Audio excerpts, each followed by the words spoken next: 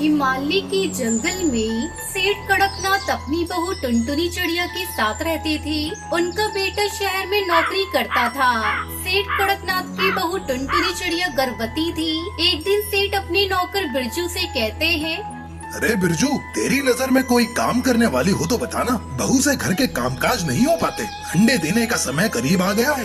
ऐसे में कोई सहारा मिल जाए तो बहू को थोड़ा आराम मिलेगा। हाँ मालिक, है ना, मेरी पत्नी घर में खाली बैठी रहती है, वही बहू रानी के काम कर दिया करेगी। मैं कल ही उसे बुला लाऊंगा। अरे बिरजू भैया, ये तो बहुत अच्छी बात है। आपकी पत्नी है तो मुझे उसके बारे में ज्यादा जांच पड़ताल नहीं करनी पड़ेगी। तब तक आप लोग कमेंट पे बताएं 99 - 89 कितने होते हैं। अगले दिन बिरजू अपनी पत्नी रसीली तोती को घर लेकर आता है। बहू रानी, ओ बहू रानी, ये रही हमारी पत्नी रसीली। इसको काम समझा दो, मैं जा रहा हूँ। हाँ बिरजू, तुम जाओ, अपना काम करो, मैं रसीली को काम समझा देती हूँ। बिरजू वहाँ से चला जाता है।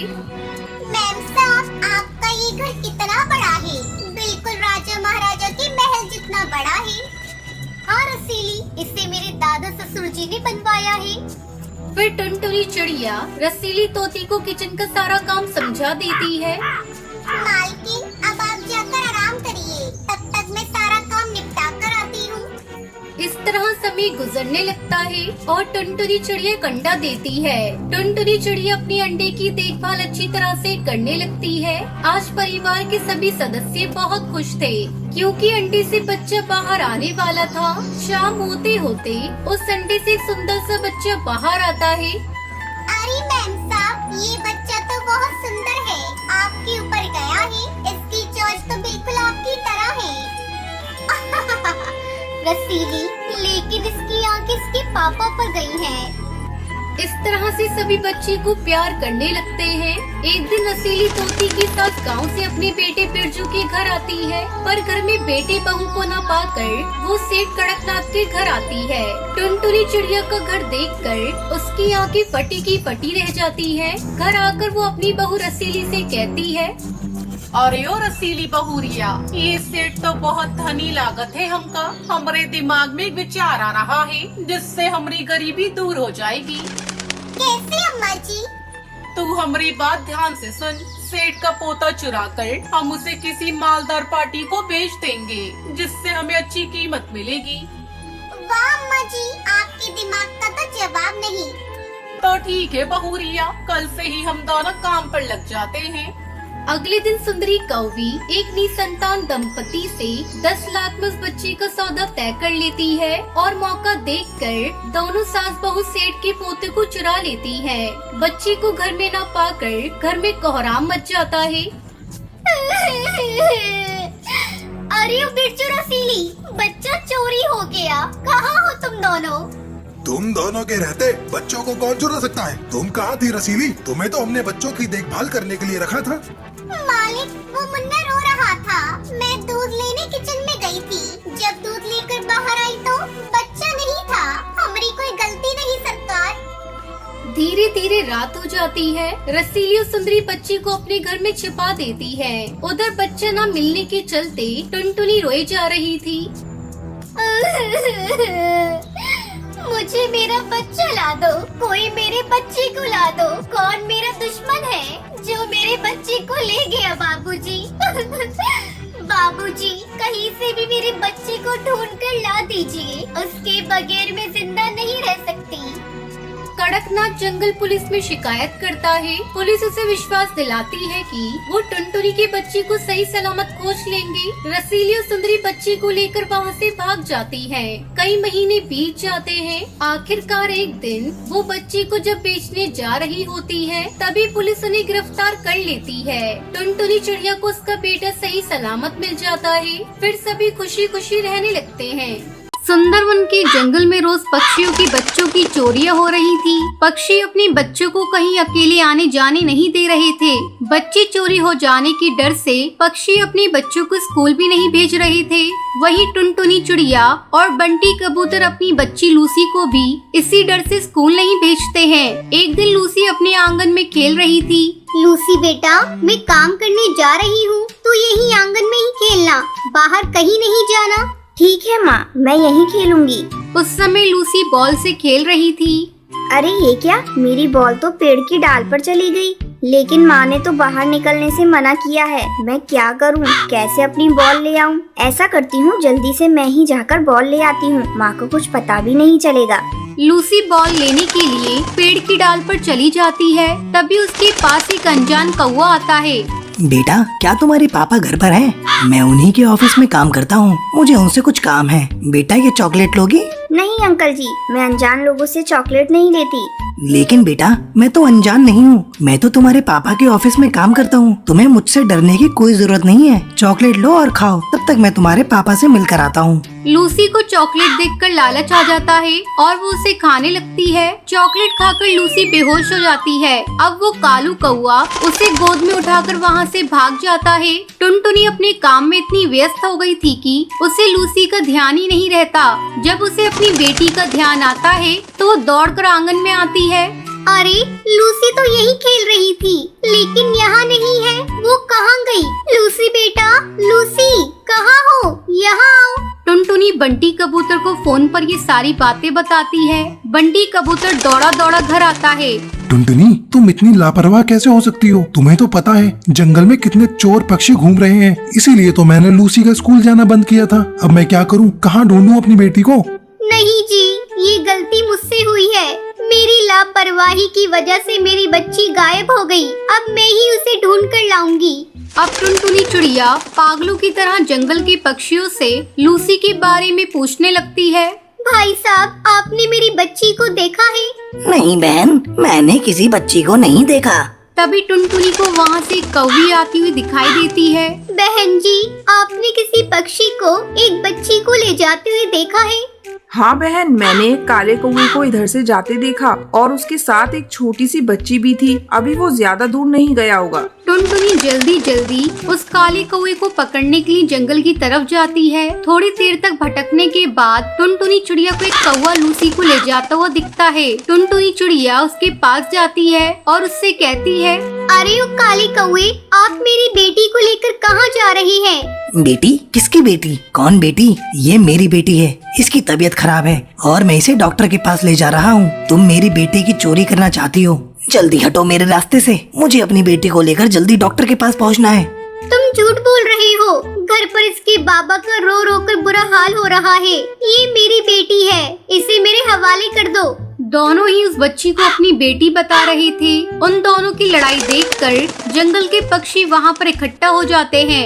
अरे तुम दोनों लड़ाई क्यों कर रहे हो? तुम दोनों इसे अपनी बेटी बता रहे हो? मेरी बात मानो, तुम दोनों चलो मेरे साथ। पास में ही एक बाबा जी हैं, वो तुम्हारी इसमें सहायता कर देंगे और जिसकी बेटी होगी उसे मिल जाएगी। तभी चोर कहता है, हाँ चलो भाइयों चलो। वो सभी उस बाबा के पास पहुँचते हैं। टुनटुनी चिड़िया उस बाबा के पैरों में गिर जाती है। बाबा, मैं एक दुखी माँ हूँ। आज मुझे अपनी ही बेटी को अपनी बेटी साबित करना पड़ रहा है, लेकिन ये चोर मेरी बेटी को अपनी बेटी बता रहा है। बाबा, मुझ पर रहम कीजिए और एक माँ को उसकी बेटी से मिला दीजिए। नहीं बाबा, ये झूठ बोल रही है। ये बच्ची मेरी है। ठीक है, तुम दोनों बहस मत करो, मैं तुम दोनों की समस्या का निवारण कर देता हूँ। तुम दोनों यहाँ लड़ाई झगड़ा बंद करो। ये लो छड़ी और इससे अपनी बेटी को 10-10 छड़ी मारो। कालू कौवा बाबा के हाथ से छड़ी ले लेता है और लूसी को पीटने लगता है। मुझे चोट लग रही है, मत मारो, मुझे चोट लग रही है। लेकिन चोर लूसी को 10 छड़ी पीटने के बाद ही रुकता है। फिर वो छड़ी टुनटुनी चिड़िया लेती है, लेकिन वो लूसी को नहीं मारती। बाबा तुरंत समझ जाता है ये बच्ची टुनटुनी की है। बाबा लूसी को टुनटुनी चिड़िया को दे देता है। उसके बाद जंगल के पक्षी कालू कौवे पे हमला कर देते हैं और उसे पुलिस के हवाले कर देते हैं। कालू कौवे के जेल में आने के बाद पुलिस उससे पूछती है, अरे ओ कौवे, तूने बहुत पक्षियों के बच्चों की चोरी कर ली है। बता, और पक्षियों के बच्चे कहाँ हैं? पुलिस के डर से कालू कौवा सब सच बता देता है।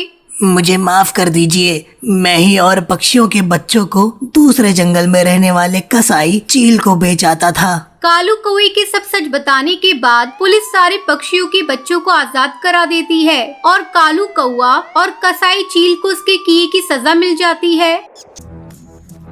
सहारनपुर के जंगल में टूनी चिड़िया अपनी बेटी टुनटुनी के साथ रहती थी। बारिश का मौसम शुरू हो गया था। एक दिन टूनी अपने घोंसले की मरम्मत कर रही थी, तभी बारिश शुरू हो जाती है। अरे ये क्या, अभी तो पूरी तरह से घोंसले की मरम्मत भी नहीं हुई है और बारिश होने लगी। टुनटुनी तू जल्दी से घोंसले के अंदर चली जा, नहीं तो तू भीग जाएगी और तेरी तबीयत खराब हो जाएगी। टुनटुनी घोंसले के भीतर चली जाती है और एक कोने में जाकर बैठ जाती है। कुछ घंटे बीत जाते हैं लेकिन बारिश नहीं रुकती। माँ तुम भी अंदर आ जाओ, नहीं तो भीग जाओगी। इतनी बारिश में डॉक्टर भी नहीं मिलेगा। इस तरह 2 दिन बीत जाते हैं लेकिन बारिश रुकने का नाम ही नहीं ले रही थी। बेटा तो चुपचाप एक जगह बैठी रहना, मैं बाहर जाकर राशन का इंतजाम करती हूँ। पता नहीं अभी कितने दिनों तक और बारिश होगी, तुझे भी भूख लग रही होगी। लेकिन माँ बाहर बहुत तेज बारिश हो रही है, तुम कैसे जाओगी? तो मेरी चिंता मत कर टुनटुनी, भोजन का तो इंतजाम करना ही पड़ेगा। मैं ज्यादा दूर नहीं जाऊंगी, बस पास वाले सुंदर काका की दुकान से राशन लेकर अभी आ रही हूँ। इतना कहकर टूनी चिड़िया राशन लेने चली जाती है। अरे बाप रे, यहाँ तो चारों तरफ पानी भर गया है। टूनी चिड़िया किसी तरह सुंदर काका की दुकान तक पहुँचती है। अपनी दुकान के बाहर सुंदर उदास बैठा था। सुंदर काका, अरे सुंदर काका, मुझे जल्दी से राशन दे दो, बारिश बहुत तेज है और टुनटुनी घर पर अकेली है। तुझे दिख नहीं रहा? मेरी खाली दुकान, मेरा सारा राशन पानी में बह गया। थोड़ा बहुत बचा है, वो मैंने अपने खाने के लिए रखा है। टूनी खाली हाथ वापस घर लौट जाती है। मम्मी भूख लगी है, पेट दर्द कर रहा है, मुझे कुछ भी खाने को दो। हाय रे मेरी बच्ची, मुझसे तो तेरा रोना देखा नहीं जा रहा है। हे भगवान, मेरी बेटी रो रही है और भूखी है। इस बारिश में मैं अपनी बेटी के लिए कहां से भोजन की व्यवस्था करूं? तभी उसके घोंसले के बाहर हरी तोती आती है। अरे ओ टूनी, ये ले कुछ भुट्टे, मैं तेरे और तेरी बेटी के लिए लेकर आई हूँ। ये भुट्टे तो इतनी बारिश में कहाँ से लेकर आई है? हरी बहन, ये भुट्टे मैं अपने खेत से तोड़ कर ला रही हूँ। सोचा इतनी बारिश में तू कहाँ से खाने का इंतजाम करेगी। तुम्हारा बहुत बहुत धन्यवाद हरी तोती, जो तुमने हमारे बारे में इतना सोचा। फिर दोनों माँ बेटी भरपेट भुट्टा खाती हैं और सो जाती हैं। अचानक आधी रात को टूनी चिड़िया का घोंसला टूट जाता है और दोनों माँ बेटी पानी में गिरकर बहने लगती हैं। बचाओ बचाओ, हमें कोई बचाओ, नहीं तो हम लोग डूब जाएंगे। किसी तरह उसके पड़ोसी उसे बचाते हैं और अपने घोंसले के अंदर ले जाते हैं। क्या बताऊँ चंपा बहन, मैं अपने घोंसले की मरम्मत सही समय पर नहीं कर पाई, इसलिए इस बारिश में मेरा घोंसला टूट गया। अगर आज आपने नहीं बचाया होता तो हम लोग तो मर ही गए होते। ऐसा मत कहो टोनी बहन, बचाने वाला तो ऊपर वाला होता है। मेरी बहू आज अंडा देने वाली है, इसलिए मैं उसकी देखभाल कर रही थी। तभी तुम लोगों की चिल्लाने की आवाज सुनाई दी और मैं जल्दी तुम लोगों के पास आ गई। रुको, मैं तुम दोनों के लिए चाय बनाती हूँ। चंपा कौवी उन दोनों को चाय बनाकर देती है। थोड़ी देर बाद चंपा कौवी की बहू अंडा देती है। फिर सभी सो जाते हैं। बारिश थमने का नाम नहीं ले रही थी। कई दिन बीत जाते हैं। धीरे धीरे बाढ़ का पानी चंपा कौवी के घोंसले में घुस जाता है और उसमें उसकी बहू का अंडा बहने लगता है। माँ जी जल्दी उठिए, वो देखिए मेरा अंडा पानी में बह रहा है। क्या हुआ बहू? तू क्या कह रही है बहू? तो घबरा मत, मैं अभी तेरे अंडे को ढूंढ कर लाती हूँ। चंपा बहन जल्दी चलो, अभी अंडा ज्यादा दूर बहकर गया नहीं होगा। टूनी चिड़िया चंपा कौवी के साथ अंडे को ढूंढने के लिए जाती है। अभी वो थोड़ी दूर ही गई थी, उससे अंडा दिखाई दे जाता है। वो जल्दी से अंडे को उठाती है और घर लेकर आती है। ये ले बुलबुल बहू, तेरा अंडा।